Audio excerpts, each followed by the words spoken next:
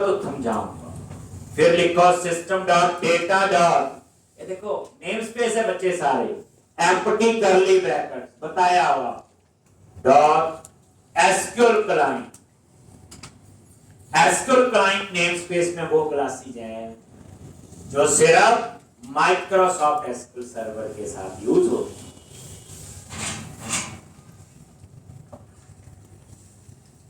System dot data dot SQL client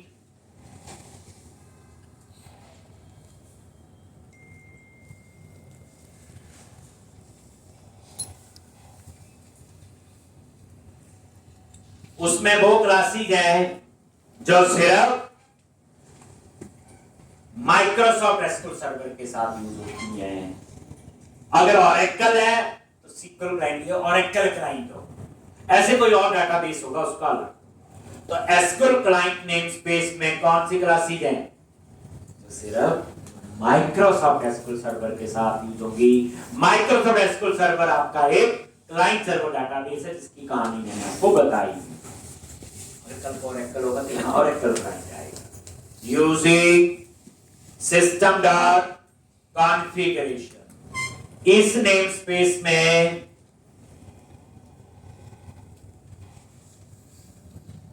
वो classes हैं जो सिर्फ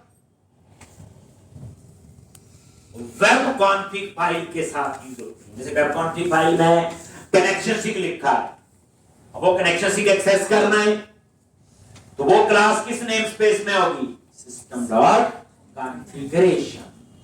यानी वेब कॉन्फ़िग के साथ कुछ भी मैनिपुलेशन करनी है देन उसकी क्लासेस किस नेम स्पेस में होगी, सिस्टम डॉट कॉन्फ़िगरेशन। जैसे हमें वेब कॉन्फ़िग से कनेक्शन रीड कर, ठीक है जी।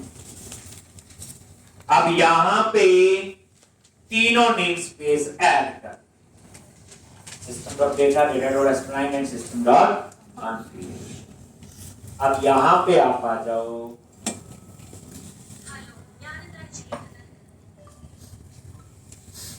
अब ये तीन नेम स्पेस अभी रिक्वायर्ड है और होंगे तो आगे बताएंगे। एक चीज और है ना बच्चे, जो चीज पढ़ाता हूं ये बार बार यूज होती है। जैसे आज मान लो कोई डाउट रह गया, कल भी यही करना है, परसों भी यही, ठीक। कई बार तो हमने चीज 40-50 बार यूज की होती, 40-50 बार भी यूज करने के बाद ना आए तो कंप्यूटर में बड़ा कुछ और भी है सीखने को, ठीक।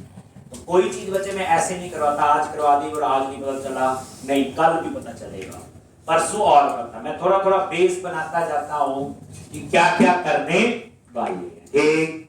लो अब आप आ जाओ क्लास में नीचे, तो ये क्लास है एम्प्लॉय।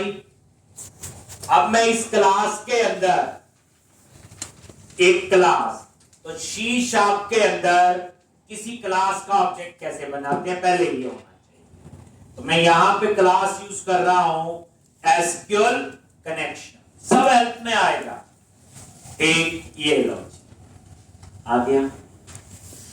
एसक्यूएल कनेक्शन क्लास है,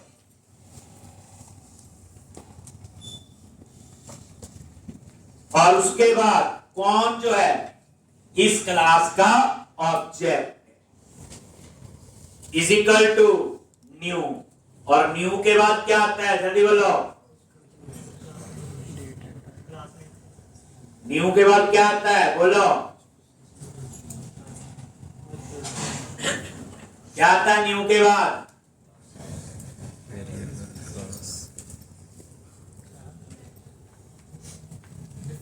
तो याद रखना न्यू के बाद हमेशा क्लास का कंस्ट्रक्टर होता है। याद रखना कंस्ट्रक्टर एक मेथड होता है सेम नेम क्लास में, और उसकी पहचान क्या, पीछे ब्रैकेट लगी, जो लेफ्ट हैंड साइड में एसक्यूएल कनेक्शन लिखा दिस इज योर क्लास, ये क्लास नेम है, और न्यू के बाद जो लिखा वो क्या होता है आपका क्लास का कंस्ट्रक्टर। और जब न्यू लगाते हो तो मेमोरी कहां एलोकेट होती है, हीप के अंदर। याद करो न्यू लगाते हैं तो मेमोरी कहां एलोकेट होती, हीप। ये बड़े गुस्से से देख रहे, मैंने करवाया हो, ठीक।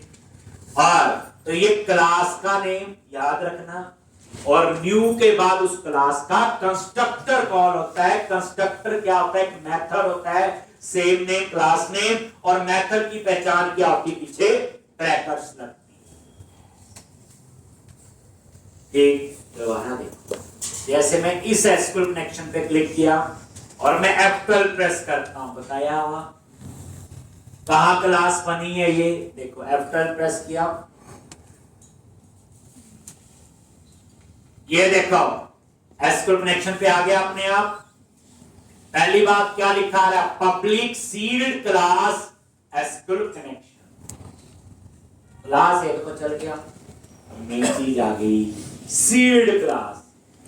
तो सी शार्प के अंदर जो सील्ड क्लासेज होती है, याद रखना, ऐसी क्लासेज जिनको आप इनहेरिट नहीं कर सकते। जिन क्लासेस को आप इनहेरिट नहीं कर सकते वो होती है sealed classes. SQL connection class कभी भी इनहेरिट नहीं हो सकती। कोई इंट्रो में पूछे सील्ड क्लासेस कौन सी होती हैं, तो आप बोलोगे नॉट इनहेरिट। जिन क्लासेस को हम कभी भी इनहेरिट नहीं कर सकते उन्हें हम कहते हैं सील्ड क्लासेस। फिर मुझे बताओ ऐसी कौन सी क्लासेस हैं जो इनहेरिट ही हो सकती है? ये आप बता।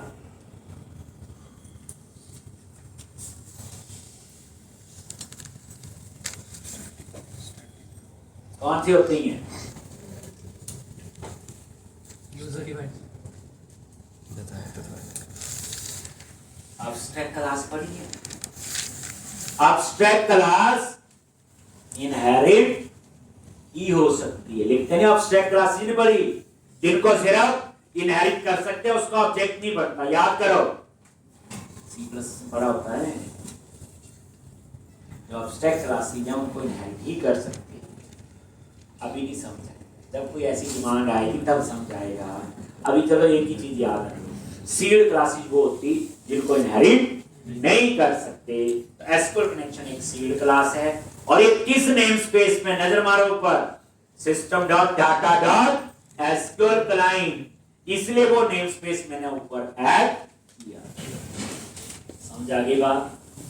एक ये अब वापस, अब न्यू के बाद जो एसक्यूएल कनेक्शन है इस पे मैं F12 प्रेस करता हूं, किया जी। आगे इस बार वो यहां आया, ये देखो, तो ये क्या है? इसका कंस्ट्रक्टर। क्या है ये? कंस्ट्रक्टर।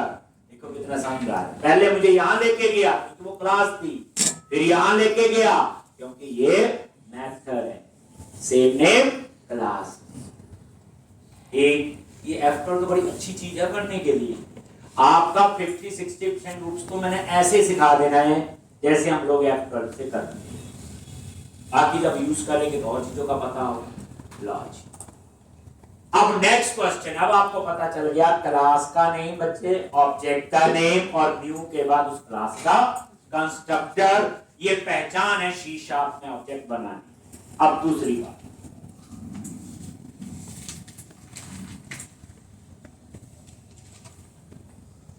ये क्लास हम क्यों पढ़ रहे हैं? सिंटैक्स हो गया ना? क्या फायदा इसको पढ़ने का, कौन बताएगा? फिर आप बोलोगे कि भाई एसक्यूएल कनेक्शन क्लास जो है ये माइक्रोसॉफ्ट सीक्वल सर्वर के साथ कनेक्शन एस्टैब्लिश करने के लिए यूज होती है। बच्चे मीनिंग तो इतना ही है, ये तो सिंटैक्स है। यानी एसक्यूएल कनेक्शन क्लास किसके लिए होती? माइक्रोसॉफ्ट एसक्यूएल सर्वर के साथ कनेक्शन बनाने के लिए यूज होती है एसक्यूएल कनेक्शन।